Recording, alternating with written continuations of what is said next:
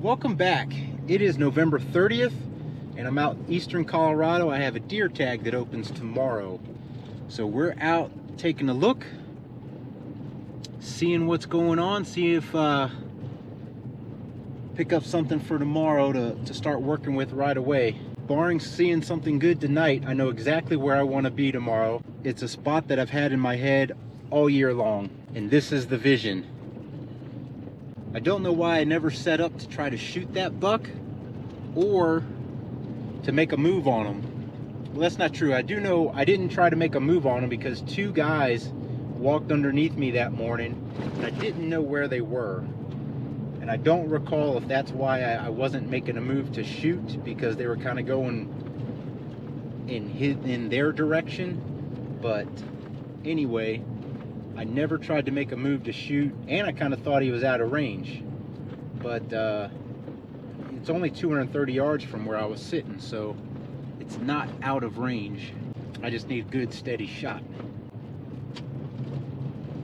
So we're gonna troll around right here. This is one area I'm looking at right here that's public, and then there's the spot I'm gonna be is another chunk of public.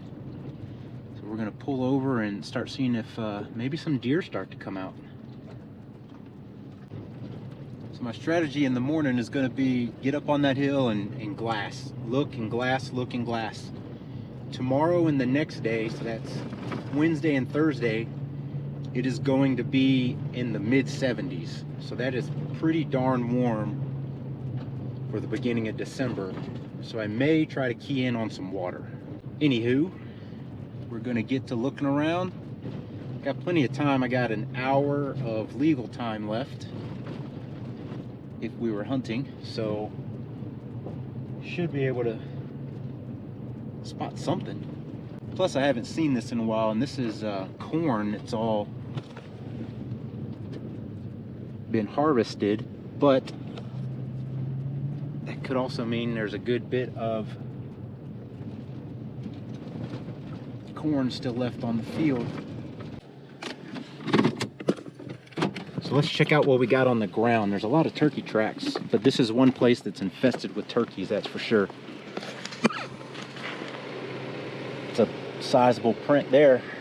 You got some small deer tracks right here.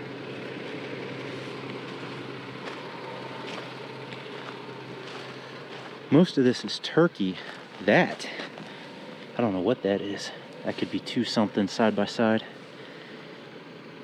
Definitely plenty of turkey tracks. So those turkey are coming in here.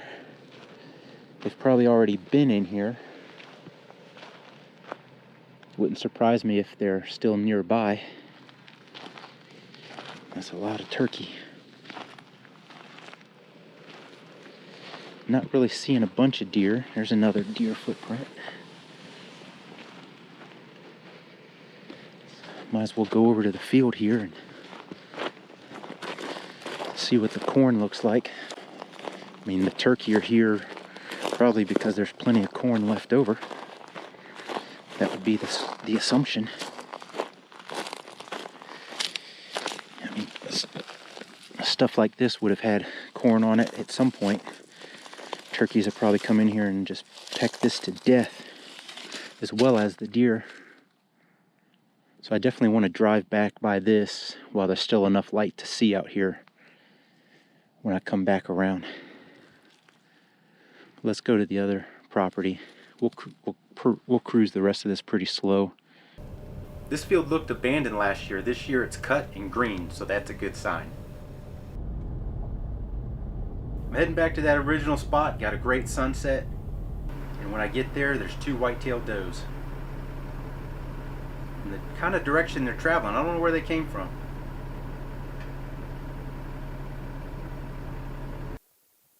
Opening morning, I'm in my spot, and just like last year, somebody's walking out underneath me.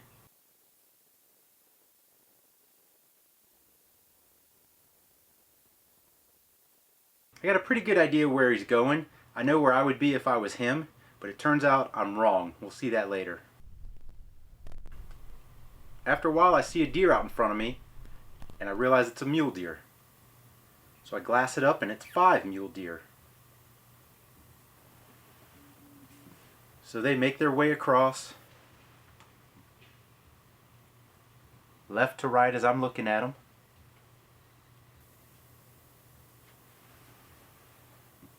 They're on the private side of things, and this one's going to hop the fence onto the public side.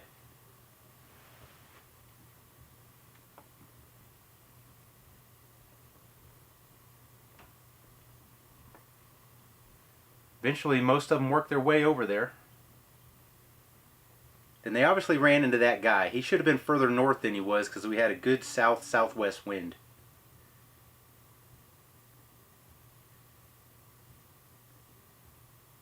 So they go across my front, hook around to my left. And the one in the back looks like he stubs his toe or something. Took a misstep. But he shook it off and got out of there.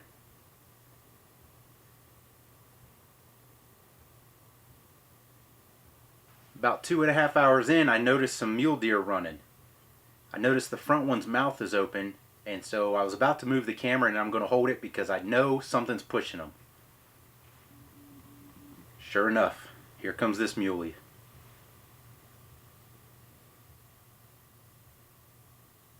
I haven't bothered to make a move because I have a whitetail tag. Later on that day, I'm not able to go to where I want to go because the wind isn't right, so I'm going to set at this other spot, and then tomorrow plan on being at the other spot when the wind changes direction.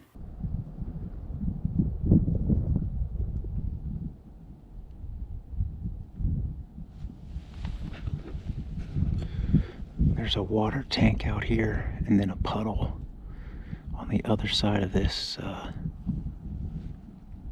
whatever this thing is, down on the ground, big pipe. There's 2 trails that cross the fence line between that and the water. So the water is at 170. The magpies are liking the water, and I hope the deer do as well. I turned around behind me and caught movement. I got deer moving left to right, and it's a whitetail. Whitetail buck and doe.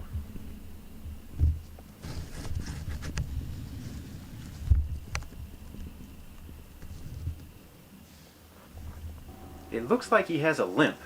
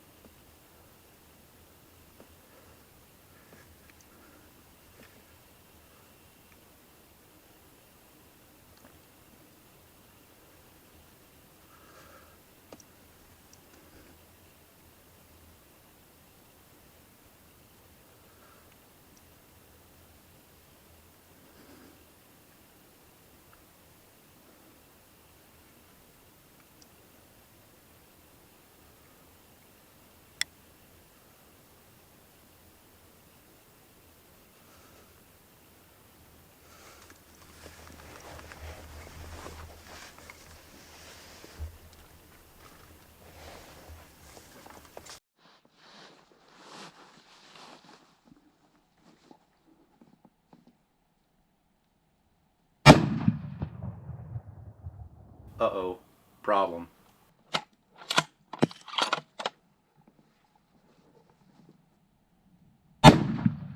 That'll do it.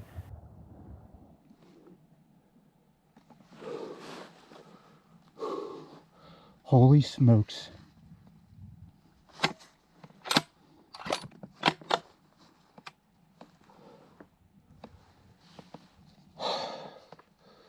Holy smokes, I just signed on for a long night.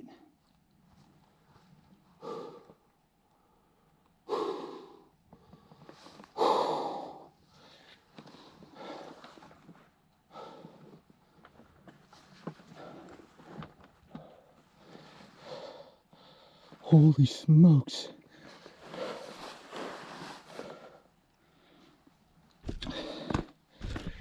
I happened to turn around and look this way, and I saw 2 deer running, and I lost them over here. And all of a sudden I see the doe, and I realize that's a whitetail. And then I see the buck, and the buck's got a broken off side on his antlers, but he's a big buck.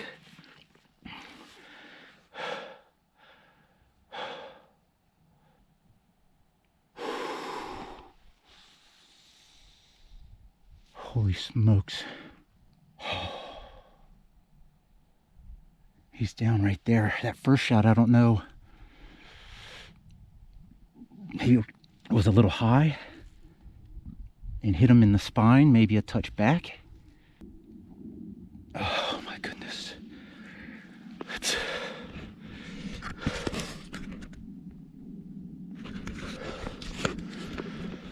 Oh my, I can't even hardly think right now. It kind of happened pretty quick.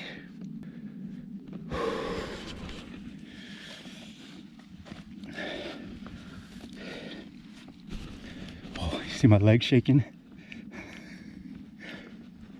Boy, that's bad.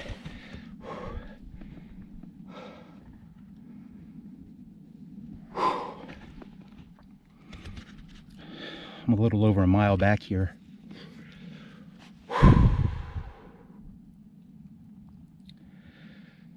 Okay. All right. I gotta start doing something. Start packing up.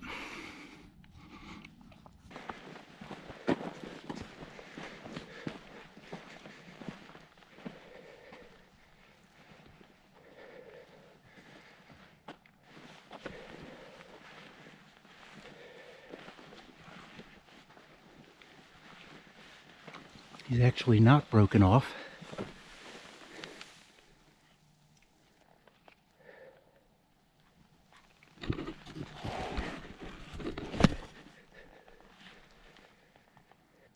Tell you what, I do seem to have a knack for getting ones like that. Well, folks, this is what we came here for. A Colorado whitetail buck. This side's actually not broken off. He must have damaged it early on in the growing process. It's just kind of stumped out. It's got a nice brow tine. And this right side is really nice though. Wow.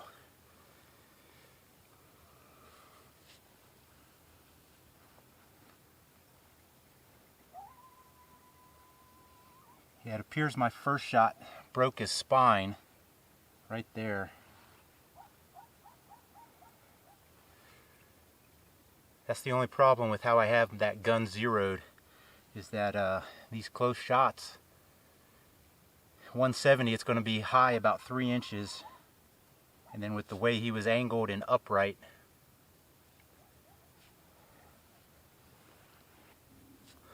well, legal time is just up just now, and I reckon I'm going to drag him away from the water here a little bit before I break them down. I'll do the gutless method on them. Break them down over here.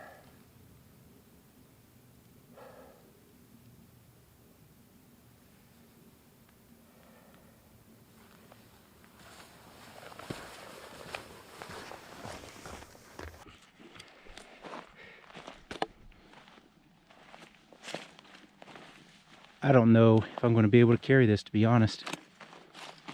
This thing is freaking massive and heavy.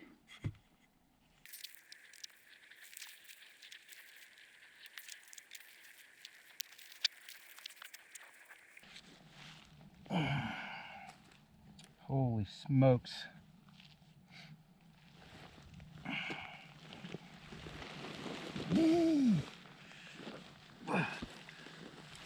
Oh my word.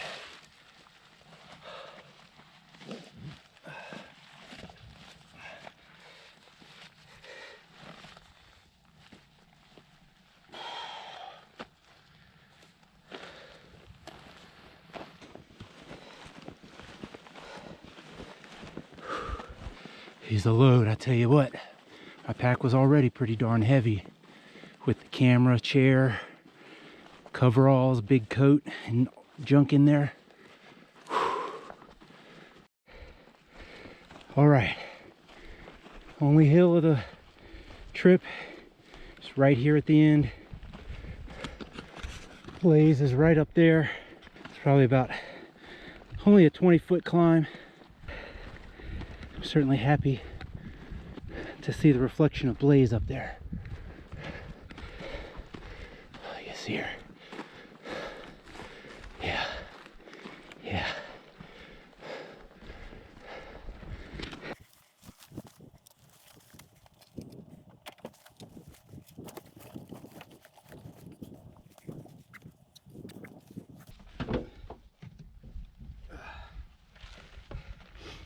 This is a little awkward.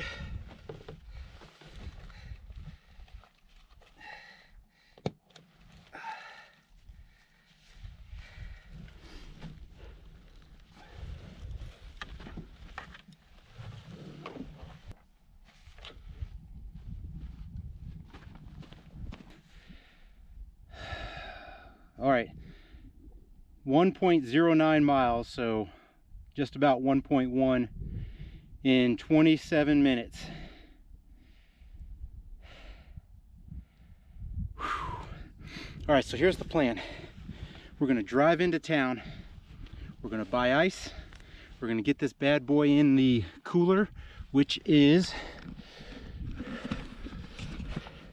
in here. We're gonna get this bad boy on ice, and then we're gonna get a hotel room. I'm not gonna drive the 3.5 hours back home tonight. It's after 7 o'clock right now. So that's the plan. We're gonna get hot. So like I said, I got a knack for finding those kind of bucks. This one came from Wisconsin, got it with a crossbow. This one's a Colorado whitetail, got him with a muzzle loader. And this one's a Missouri whitetail, got him with a rifle. So it turns out keying in on the water was the key on this one. Hope you liked this video. If you did, go ahead and give us a thumbs up. Hit that subscribe button down there and keep us from being the slowest growing YouTube channel out there. And as always, thanks for watching.